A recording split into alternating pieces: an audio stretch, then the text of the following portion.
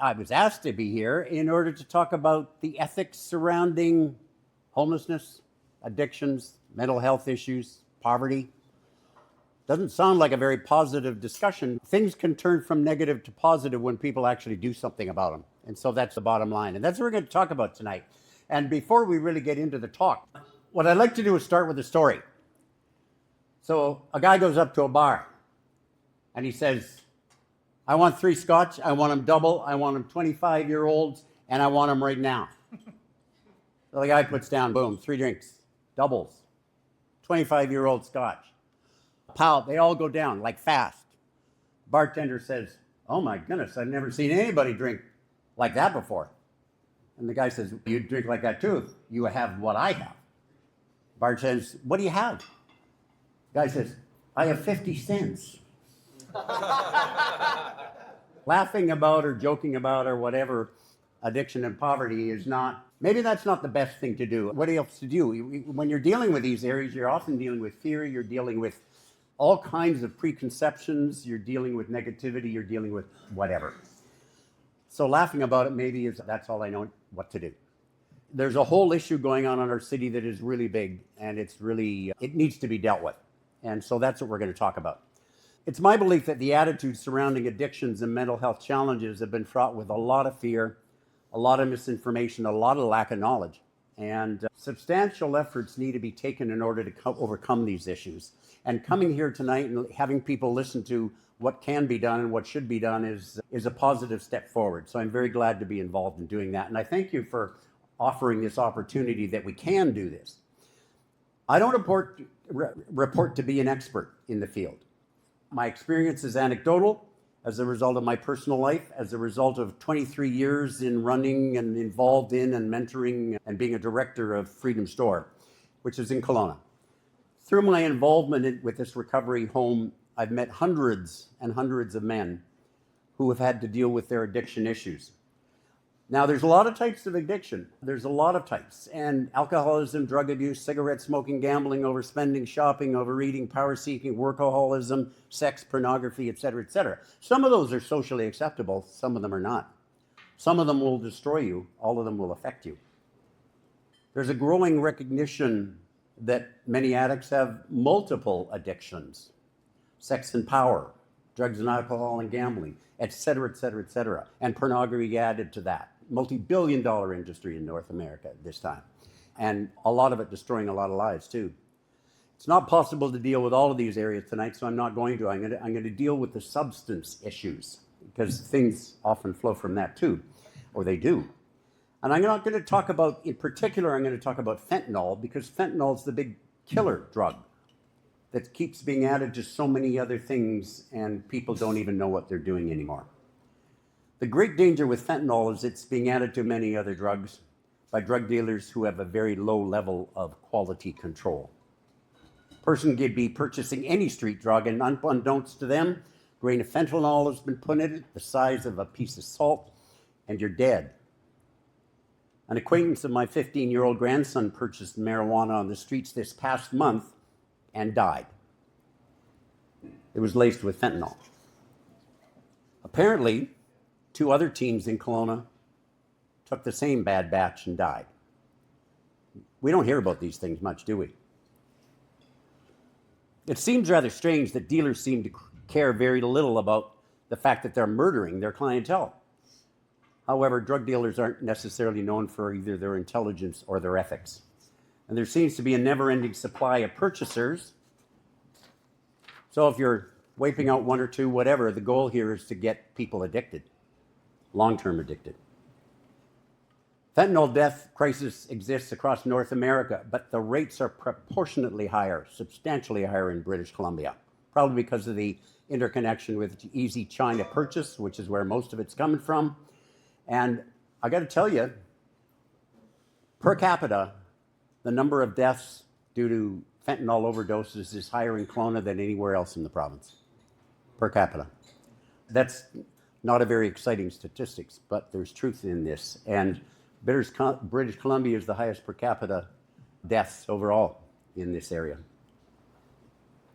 Each year for the past 10 years, the number of deaths from fentanyl overdoses increased dramatically. And statistics show that approximately 64% of the deaths were males, 36% females. Some think that the high majority of deaths are street people, but that assumption is false. 87% of the deaths occurred indoors and primarily in private residences. In addition, you may think that these deaths are occurring only with the down and out drug addicts. This assumption is also incorrect. Overdoses are occurring at all socioeconomic levels. They're occurring with young, with old, employed, unemployed, etc. Many of the recreational drug users who only use on Saturday nights or occasional parties, they're dying. They didn't arrive at work on Monday morning. I have two couples who are friends, who are senior citizens, and both of them are raising their grandchildren as a result of the death of the parents. In retirement years, that's not a happy thought.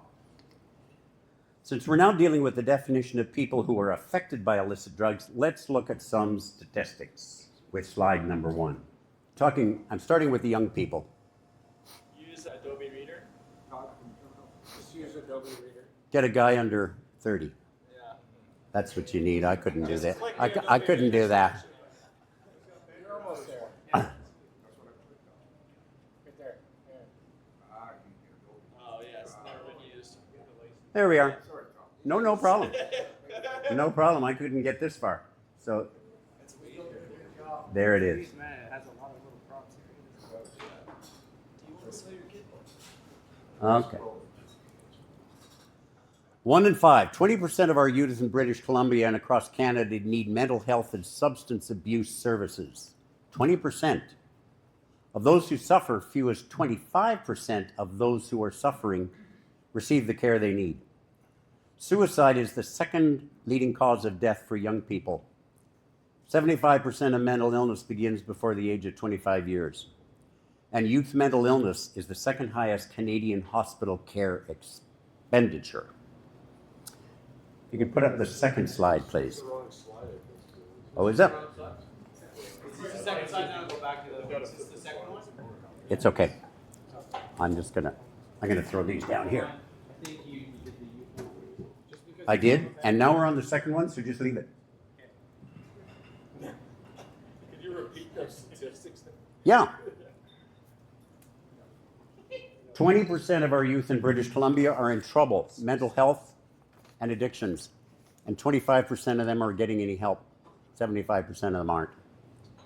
Suicide, second leading cause of death for young people, behind accidents. Youth mental illness is the second highest Canadian hospital cost. Now let's look at the homelessness addiction statistics. In 2015, there were 135,000 people living on the streets of Canada. 135,000 in 2015. Now, it's over 250,000 people are living on the streets in Canada. Up to 85% of the people living on the streets have addiction and or mental health issues and obviously are struggling with poverty. 208 deaths per month in 2023 and 187 deaths per month in 2024 in British Columbia from illicit drug overdose. This is up 10 times the number dying in the year 2000. 80% of people in jail are there due to addiction issues at a cost of minimum $115,000 a year per person and more in some institutions. The recidivism rate of people returning to jail is 75%. It's a revolving door when they're there because of addictions, if there's no recovery program. 12 people per day die from suicide in Canada, every day.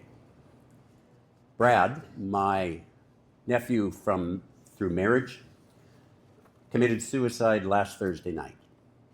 What is so startling about these figures is that if we go into any high school in British Columbia, Canada, there are minimum six people who are in deep trouble. And 75% of them getting no help of any kind. So where do you suppose the 75% end up?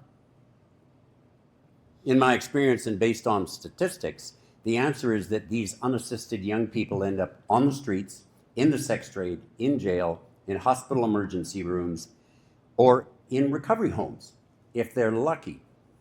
For so many, and in increasing numbers, they end up dead. At Freedom's Door, we have men who have lived with us starting at age 19 years, including those as old as 73 years. We've heard their stories, we've examined their mental health issues, in order to find help for them of their particular medical problems. Few of them have ever had prior medical diagnoses. I would say that in excess of 70% of the over 2,000 men have come through our doors in the last 23 years have suffered with various forms of mental health issues. Most have suffered trauma, combination of addictions, and mental health issues is simply a logical component. Mental health issues can be as severe depression, bipolar disorder, personality disorders, anxiety disorders, psychosis, attention deficit disorder, oppositional defiance disorder, schizophrenia, and. So what do we need to do is to deal with each person individually based upon how we find them at the time they're seeking help. Each person is unique. Each person is entitled to be dealt with as they need to be dealt with. One thing is clear is that the vast majority of men under our care has suffered greatly as children. Most come from broken homes. Many come from early life of substantial dysfunction. Many have suffered sexual abuse, physical abuse, and certainly emotional abuse is a common factor. Many men have not had a loving father in their life. Their own sense of manhood has been twisted through their experiences of their past. Most are traumatized. Virtually all of our residents are suffering in a major way on an emotional level of one form or another. It's for this reason that we must look at the area of addictions in a whole new way. We can't look at people who suffer with addictions and simply say that they've made bad choices and therefore they're the authors of their own life. As a society, if we take such an attitude, we're ignoring the truth, sticking our heads in the sand, and pretending the problem isn't ours. If our hospital emergency rooms deal with street people in a less than proper manner and then send them back on the streets, can we say that we're doing a proper job for people who are struggling and in mental health struggles, etc.? Because if we stick our heads in the sand long enough, we're the ones who are going to be smothered. In fact, it's a problem for all of us in our community. These children who are struggling that we talked about become adults. They end up in tents in our streets. The numbers are growing. In 10 years, are we going to have 500,000 people living on our streets? Staggering. From a humanitarian and a monetary point of view. The money's being spent in the wrong area and in the wrong way. Incarcerating people on a revolving door is not economic sense, actually. So at Freedom's Door, we operate under a medical, social, psychological, spiritual model. We treat each person as an individual. We operate with an AA and an NA model, Narcotics Anonymous, Alcoholics Anonymous. And as well, we deal with substantial training in science-based addictions, the mental and physical causes of addictions, relapse prevention techniques, etc. We then proceed after a 90-day program to a full range of life skills training courses, anger management, how to be a good dad, communication, etc., etc., etc. Wise people stay with us at least a year because you go through the entire seasons of life in order to get well from years or decades of addiction. Freedom's Door is a not-for-profit society. It does fundraising in order to operate. We currently assist 105 men in our homes. We have 10 homes, and we've been doing this for 23 years based on charity. Our homes were not purchased with government money, and yet we have 10 of them. Amazing what this community can do when it wants to, when it wishes to.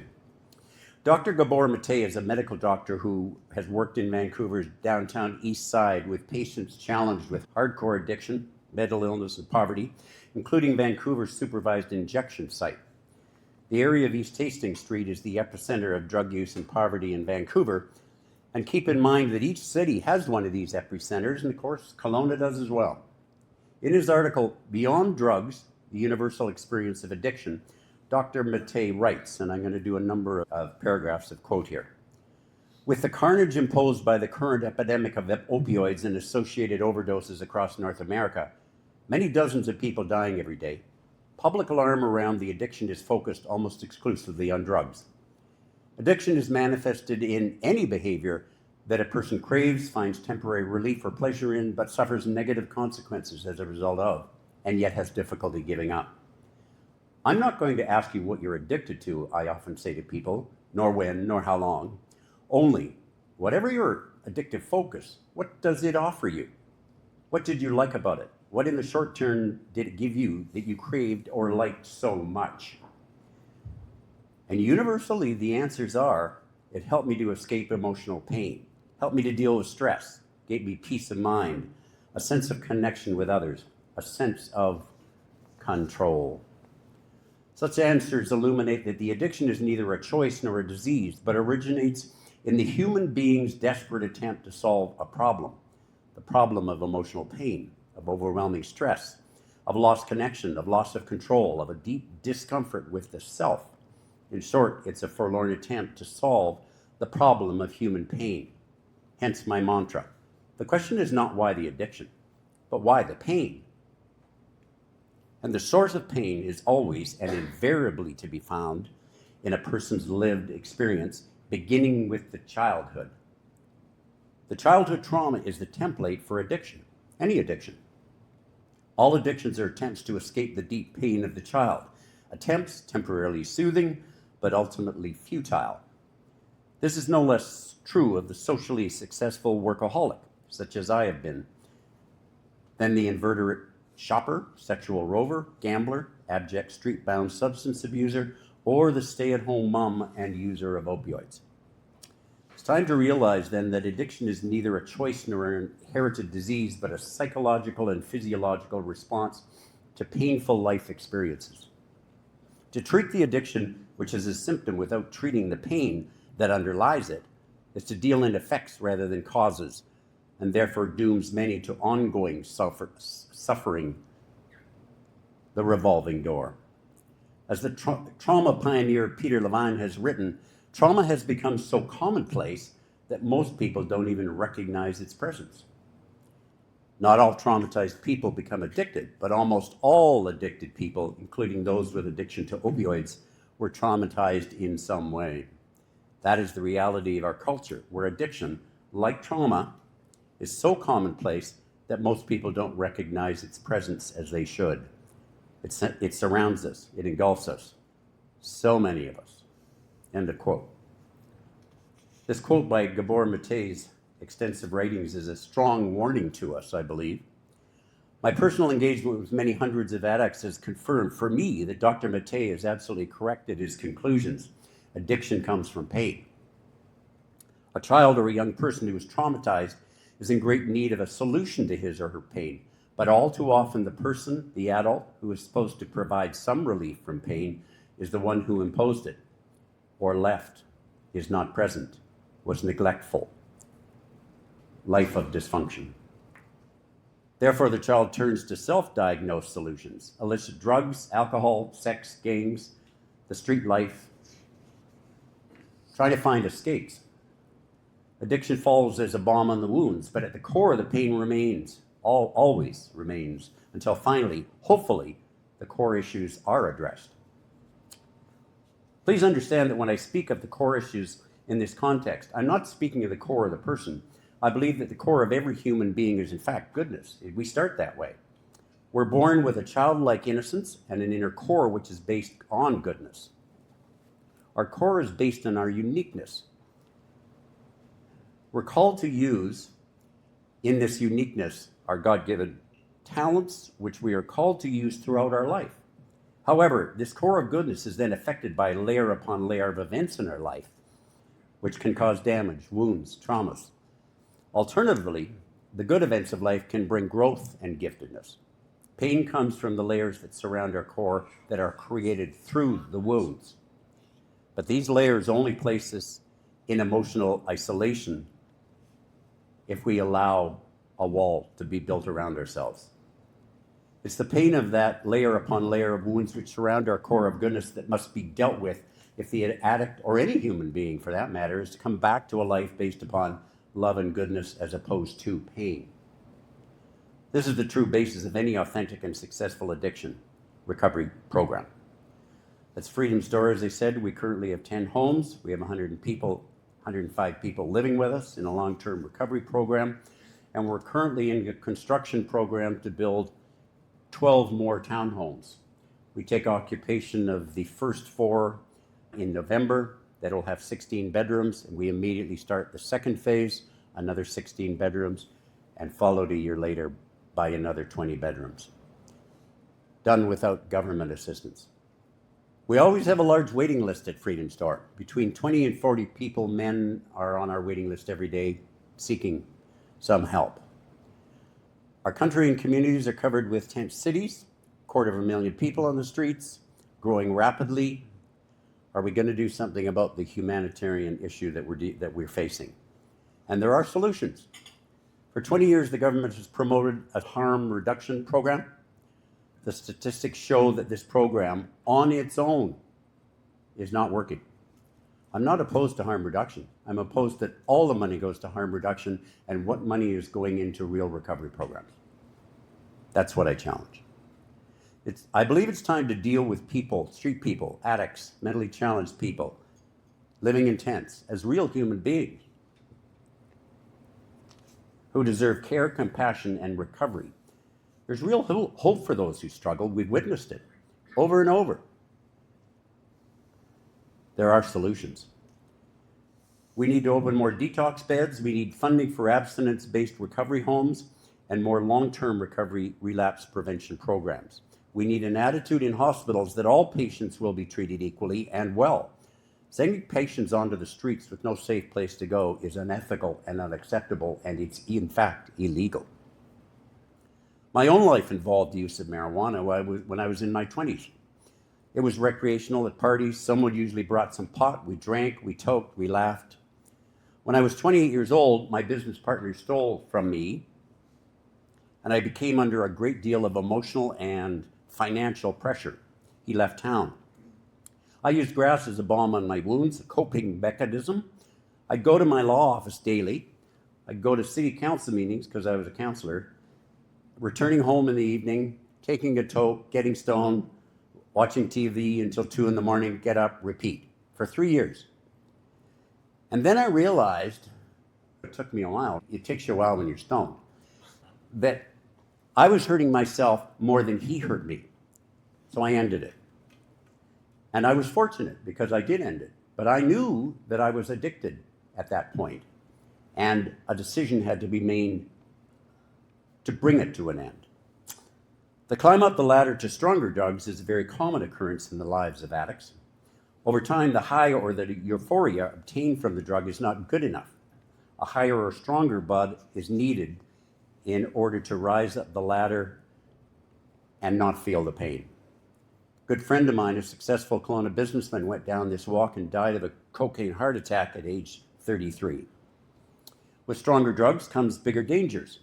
This includes dangers in the lives of professional people, business people, blue collar, white collar, young, old, doesn't matter. It's a risk for everybody who's involved in it. And there's no special category that says you are immune. I have a friend who used marijuana regularly from his early teens until his mid-30s. At that point, he had a complete psychotic breakdown, including delusional and paranoid visions and voices. He ended up in a hospital psychiatric unit. For months, he was advised that he now had paranoid schizophrenia brought on by his regular use of marijuana. That's a real thing. Daily use of marijuana over time results in psychosis. And yet, we're legalizing it and increasing the use of it in young people before their brains are even completed. That's what's going on. His propensity to a mental illness could have sat in the background of his life for his entire life. But playing the game brought it out. And his life and the life of his family has been dramatically affected by these events. Life has been difficult for all members of the family over the past 20 years. There we are. Daily use of medications to stabilize the disease are mandatory. He does not want to be on medications as he feels a little numb and without emotions. But his attempts to get off the medications have repeatedly ended in psychotic episodes and hospitalization. So this is just one example of lives wrecked by drugs. And yet we've legalized the use of marijuana and its use keeps increasing. And I don't know where that's going to end, but I worry about my 15-year-old grandson. And I know that in his school, he and his friends have been using marijuana every day for the last year. But he made a decision at a camp in August. He hasn't used since. He's totally, what an applause here. He's totally turned it around. The warnings are clear, and they're all too often being ignored, with disastrous results and consequences for so many children and families. The price of ignoring these issues is too great for ourselves as individuals, as well as for our country. May we all be warned and take some action to protect our children and our grandchildren. I'm going to end with two quotes. The first is from a book called Unconditional Love by John Powell. Giving the gift of myself in love leaves me with a deep and lasting satisfaction of having done something good with my life. I live with the sweet memory of having contributed a gift to the life of others. Likewise, I'm left with a sense of having used well my gifts, which God invested in me. Love takes time, demands a history of giving and receiving, laughing, crying, living and dying, never promises instant gratification, only ultimate fulfillment. Love means believing in someone, in something. It supposes a willingness to struggle, to work, to suffer, and to join in the rejoicing. I doubt there has ever been one recorded case of deep and lasting fulfillment reported by a person whose basic mindset and only question was, what am I getting out of this? The second quote is from the philosopher Etienne Grillet. I shall pass through this world but once. Any good that I can do or any kindness that I can offer to any human being, let me do it now, let me not defer it, nor neglect it, for I shall not pass this way again. Those are my comments. But it's not over, because I want to bring a friend up whose name is Mike. And I've known Mike for 14 years, and we've become very close.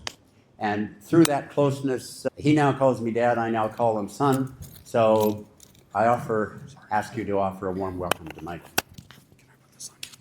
Yeah, thanks guys. This is really cool. Thanks for having us. Man, yeah, a lot of really powerful stuff that Tom was talking about there. So I'll just explain basically what my experience was, what it was like, what happened, and how Freedom Soar helped me.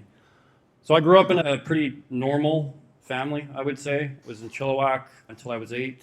The first big thing I can remember happening in my life was I was diagnosed with Crohn's disease at 5 years old. Didn't realize really what that meant at that age. Obviously, I just kept rolling with it.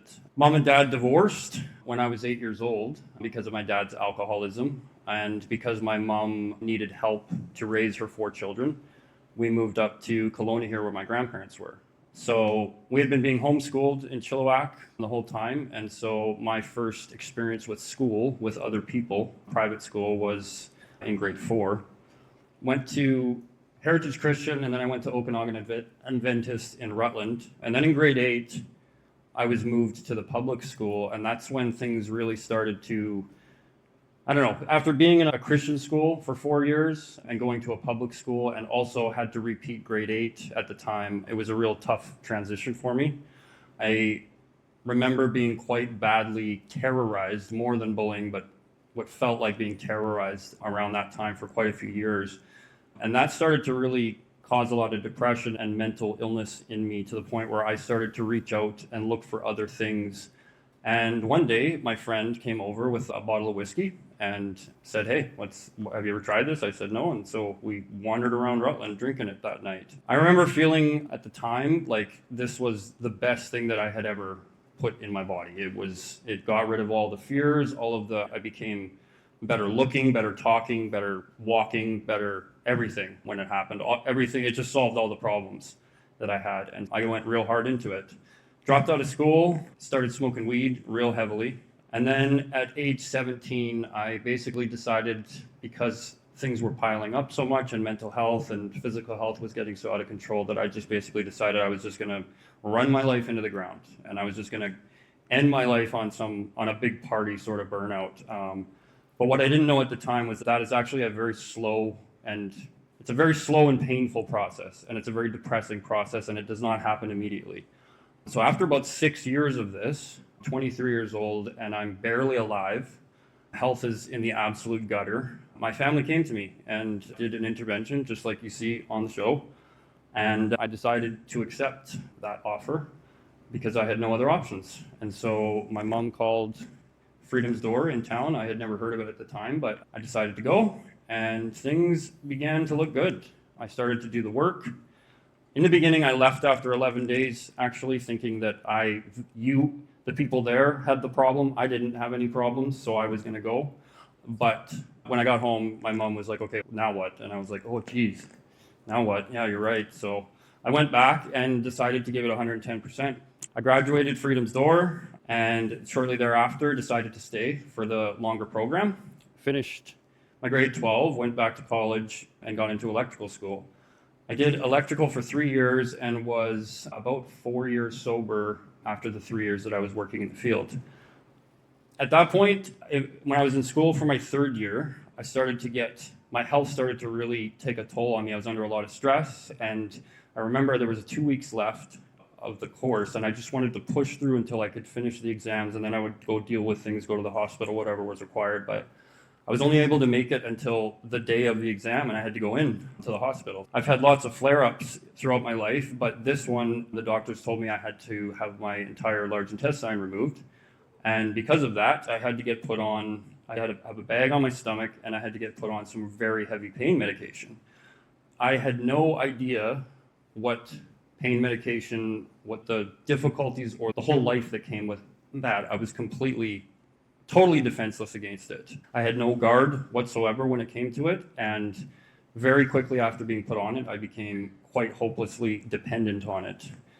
I was pretty hooked after 3 years, and one day my doctor, I guess this is when I was about 28, my doctor was out of town. I was on the medication, I think 3 or 4 years, and he was away for Easter, and I just remember I was horribly sick, and I couldn't get a hold of anybody. I couldn't get help at the hospital. I couldn't get help at the Oates Clinic. I called everybody. The only option was to go downtown.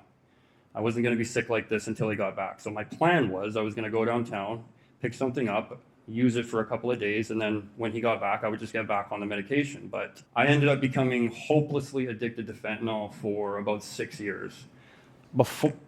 Before that, I did end up going back to Freedom's Door, knowing that this was starting to get out of control, and because I couldn't kick it. And they allowed me to come back under the condition that I was on a very strict wean, and that the goal was to get off of this stuff while I was there, and I was being worked with very carefully. They really wanted to see me get free from this. I'm still dealing with all of my health issues at this point as well, needing surgery after surgery.